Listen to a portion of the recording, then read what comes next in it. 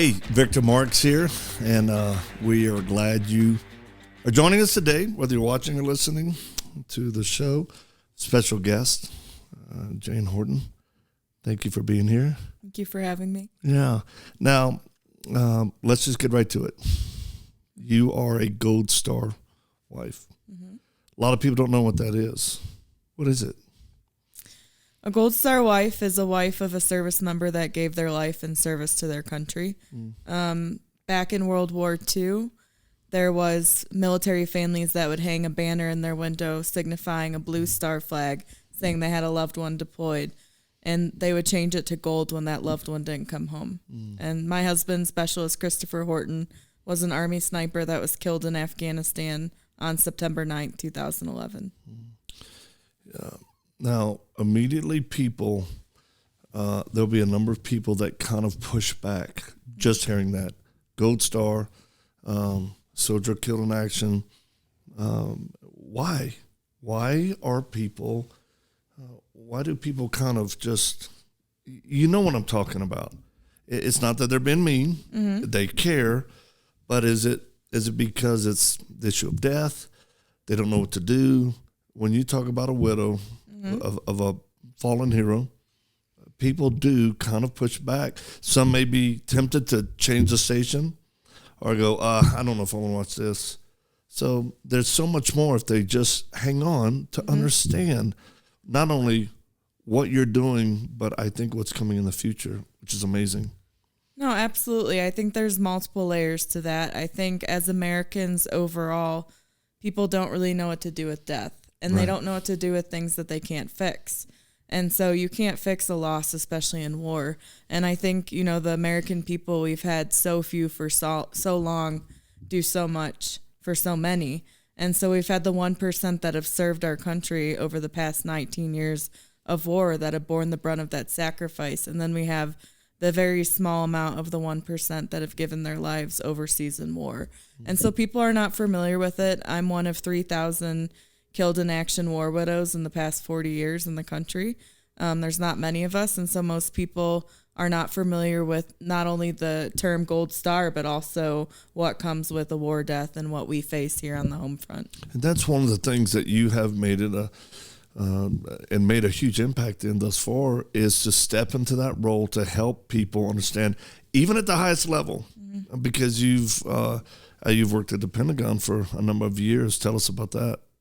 Yeah, it's been a deep honor to not only serve our men and women in uniform that have raised their right hand to fight and defend me and my family and keep me safe, but also to make sure that they know that in order to that they know that if anything happens to them, we're going to be there to take care of their families. And we are currently in America, we have an all-volunteer force.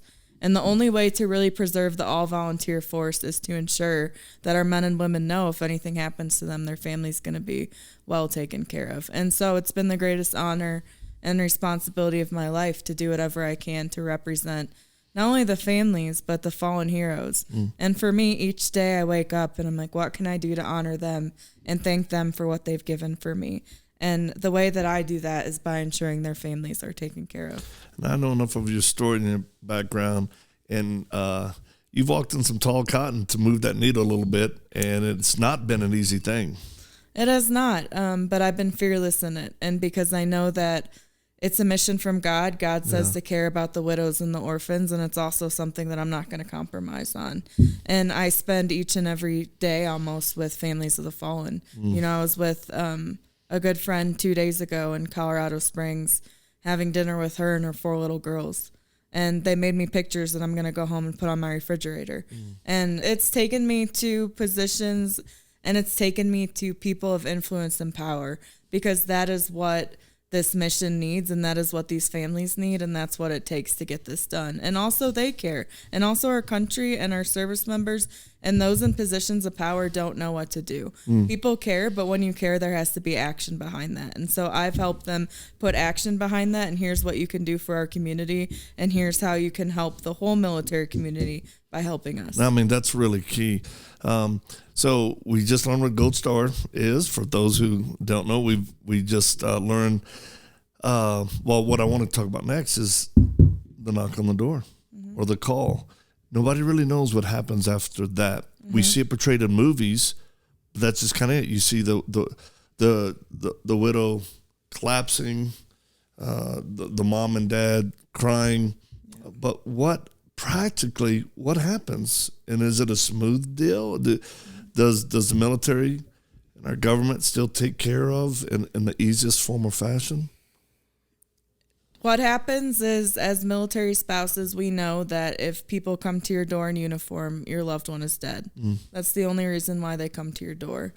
And so I was actually in Tulsa, Oklahoma at the time, and I had just come back from my college classes, and I had another wife over, another military wife, and we were making a care package for my husband for his birthday. Ugh. And so I got a knock at the door, and I looked at her and actually made a joke and said, "We wives love knocks at the door." And there they were. And I knew in that moment, once I got that knock and once they notified me and said, "Are you Mrs. Horton?" And they said, "Mrs. Horton, we're sorry to inform you that your husband, Specialist Christopher Horton, was killed, on September 9th at, whatever time it was, 7:21 a.m. our time." And then they tell you the cause of death. My husband was shot in the head. And then they, stay with you for a little bit. But I knew in that moment that this life was no longer about me. It was about honoring my husband and telling people who he was, and also making the cost of freedom and the sacrifice of our men and women in uniform more real to the American people. How can we make it more real? What needs to be done and what's being done right now? I think just continuing to tell the stories of American heroes, even back from World War I, the story of the 5 Sullivan brothers out of Waterloo, Iowa, which is the largest loss of life in American history, when one family lost all 5 of their boys aboard the USS Juneau. And so telling the stories and telling the hearts of our warfighters that are willing to do whatever they can to preserve the Constitution and the American dream and this experiment that we call America, and just making sure, each day when we wake up, that we ask ourselves, am I an American worth dying for? And so that is key, especially with what we're going through as a nation right now. Right. Am I an American worth dying for? Am I honoring these men and women who have fought, bled, and died for me by being engaged in the country that they deemed worthy of their own lives? And so that is really the key that I think that that people can really engage with and really can make it bring more awareness to the American people about our fallen. That's the mindset in our heart that I agree with you. We need America more now than ever. So here you are at the training center and in Colorado Springs, our headquarters, and you just went through our leadership training course. And you were doing jiu-jitsu, blade work, shooting, communications, just fun stuff. Challenging, but fun. And you went for it. You're a go-getter. But you said something to me that was very interesting. You said, widows of fallen heroes need this. Why did you say that, Jane? We live in a dangerous world. And, we were married to the most elite service members that our country has. We were married to men and women that were not afraid to face danger in the face.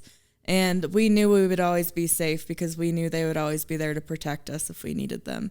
And then one day they didn't come home. And so a lot of my generation of widows, many of them have never shot a gun before. Many of them don't know self-defense. Many of them inherited many weapons from their husbands, and they don't know what they are or how to use them.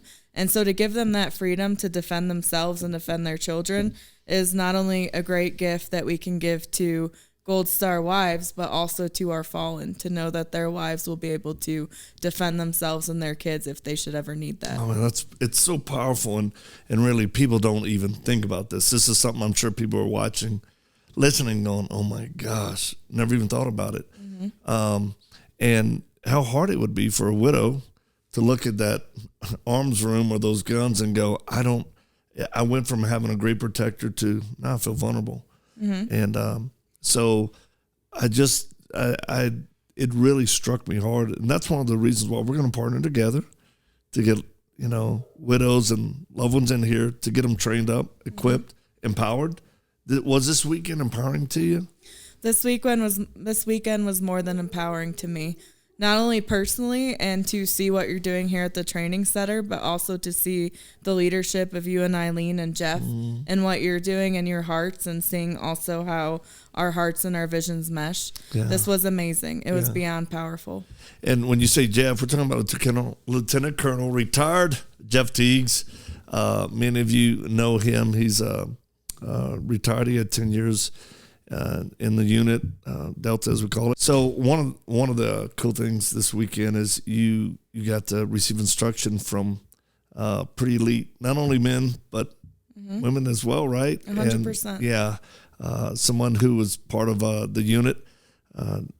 She's a unicorn of unicorns, and but was that impacting to you? Yeah, 100%. I told a couple people that were shooting with me. I've shot many, many times.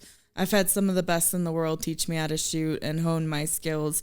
And this was the only group probably that I would look at, and whatever they told me to do differently, I would 100% do differently. Yeah. So it was incredibly impactful for me. It was actually a dream for me to be trained by such amazing warriors. Yeah. And so it was incredible. I love it. So, what would you tell, because you mentioned that scripture, there's a Bible scripture that undefiled religion is helping widows and orphans in their time of need. What would you tell the person watching or listening to, how can they practically do that? Because we know, might get in trouble for this, but it's okay. There are a lot of churches that aren't feeling that mandate, that command by God. Yeah. So how do people partner with organizations like ours or yours? Is it important that we fulfill that? 100%. It's very important. And I would say that, a lot of people are there in the beginning, immediately after the death, for the first year. The second year is always the hardest for families.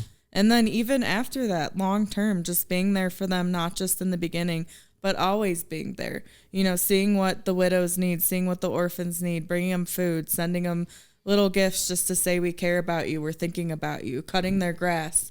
And with Gold Star Wives also teaching your kids the names of their fallen heroes. We don't have many real superheroes in the world today, but we do. We have these fallen heroes, and just teaching your kids and teaching your families their story means the world to us. But yes, the church has dropped the ball in a lot of ways because people are afraid of death. And for some reason, you need to move past it or you're not a good Christian. And I'm sorry, but that doesn't happen. We don't move past it, and we will always remember them. We will always love them. And it also adds an extra level onto it when someone gives their life for you. And so, yes, we can do better as a church. And I'm so proud of what you and Eileen and Jeff are doing. And I'm excited to actually put action into that mandate from Jesus, and we're going to do that. We're going to take care of the widows. Very exciting. And it's you're a blessing to us too, because to have someone on the front line, and I mean, you've lived in DC, you've worked at the Pentagon, that's not an easy gig. And, but you've done the deal to bring the reality of what's really going on and to change the heart and move the needle in so many people's lives. You've done things that very few widows would ever get the opportunity for. How does it make you feel?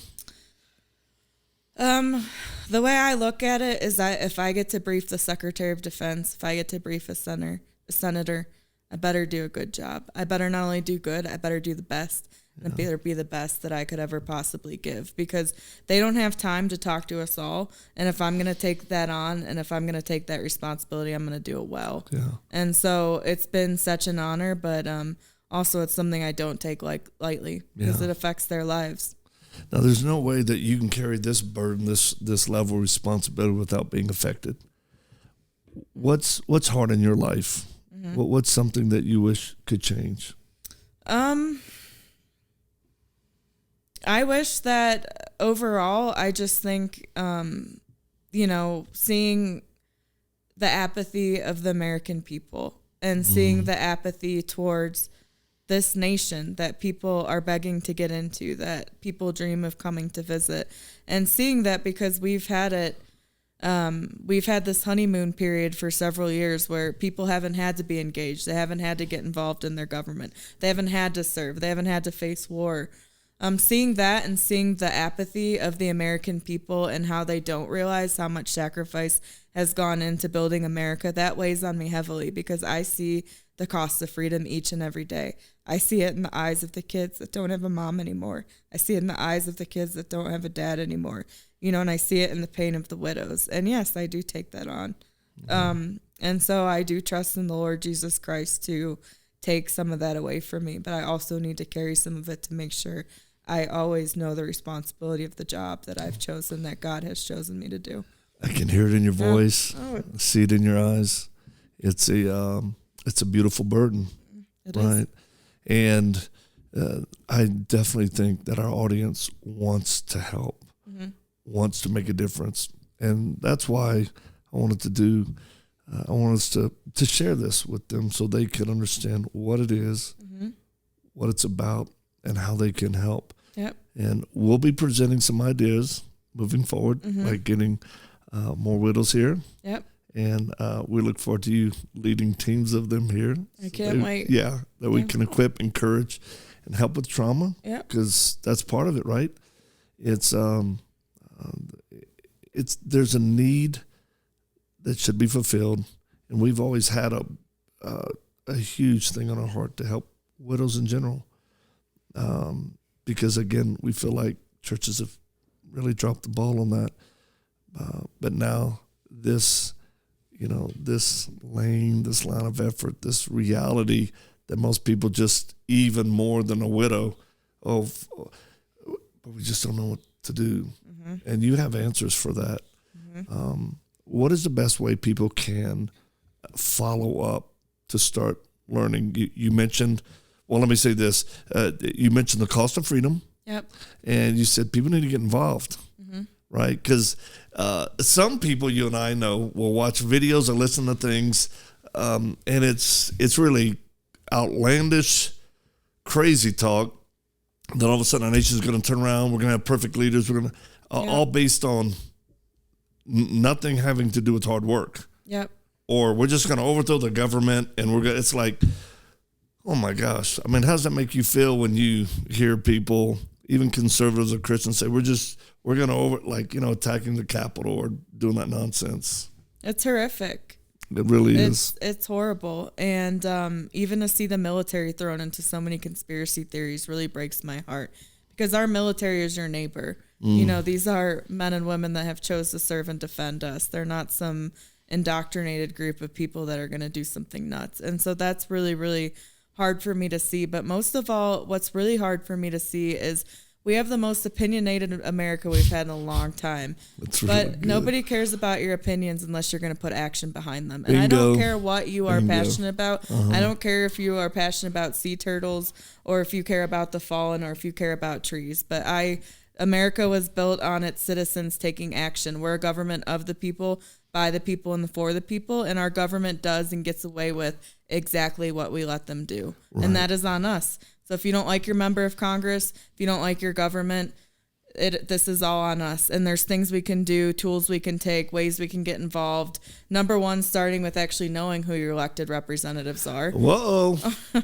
Yes, it's amazing to me. The most opinionated people have no idea who their representative or their member of Congress is. And so these are really important things that can move forward in making an impact. So, yeah, these things all matter to us. Like, they really do. If you want to honor the fallen, yes, we have to have some steps to take care of their families, take care of their widows, and take care of their orphans. But we also have to care about the nation that they fought, bled, and died for. And so, yes, supporting ministries like yours, which I rarely give little plugs, but what you're doing, nobody's doing that. And nobody cares on the level you do. And nobody's putting action to these needs that we have the way that you guys have just opened up and said that you will do. And so I'm more than grateful for that, because I don't always have all the tools, and this was just a faith thing for me too. Like, maybe this will work out. Maybe I won't have to train the widows myself, because I'm not fully equipped like the people that you have here. And so this is huge, but also telling the stories of our loved ones, as I said earlier, doing that. And just engaging with your government and your people, or engaging with the government, the people that represent you, knowing basics of civics, and then also fact-checking stuff. What? And not living in fear. What? You're talking craziness now, woman. No, do not live know in your fear. civic. Fact check. Don't live in fear. Yeah. Well, because I remember being in Iraq, hearing crazy stuff going on over, and I'm going, we're trying to make a difference over here for the world and home. But at home, if people aren't caring, if it's unraveling, it makes, well, I would say this to people listening to piggyback on what you're saying is get involved at your school board level, in your community, your city council, your mayor. It starts at that level, doesn't it? Mm-hmm. And not just, well, we got to put the right president in. It starts at your own level. Be involved. Stop living in fear. Stop passing on conspiracy. One of the funny ones, we were... Someone was talking about, them black helicopters, they're swooping in the cities and they're, snatching people. And I remember Jeff Teagues going, excuse me, I was actually on the black helicopters because of the organization I'm with. Nope, weren't doing that. And, it's crazy how fear will perpetuate weird conspiracy theories instead of just going, hey, be courageous, do the hard work so that our country can change. I'd like to make this commitment to you. Every Gold Star widow that comes in the train, we'll place a picture of her husband here, so we will never forget. It's amazing. And then you and everyone who comes through our Leadership Training Center will see and know. Thank you. Thank you for being who you are. Thank you for your partnership, and we love you. So 2 final questions. Yep. That we ask, what is if you were going to explain who Victor and Eileen Marx are to someone you meet, because you will, what is your perception of us? How would you describe that? You are scrappy Christians that don't follow the normal path that most people are taking, and you look for truth in the midst of what the path that the mainstream is taking, and you go the way that the Lord wants you to go instead of taking the way that other people are taking. And so there's big things coming because God is going to weed out leaders that haven't followed him and that haven't, that have perpetuated things that are causing fear in our society. Because during these times is when God is calling out believers that are going to lead by faith and going to lead people into truth. And you guys are leaders into truth.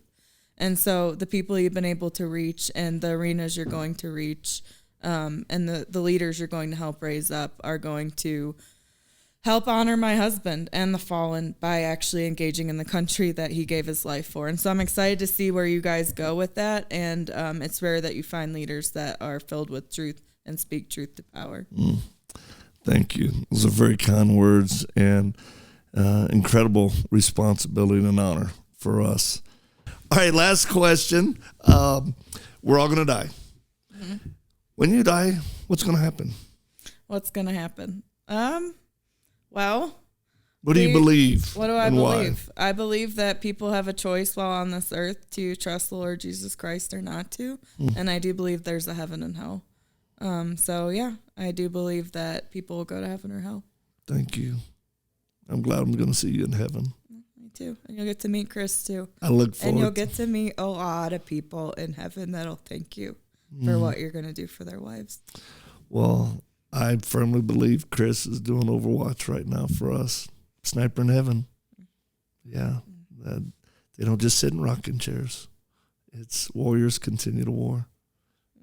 Out of good and evil. Thank you for being on the broadcast today. Thank you. And let's get it done, y'all.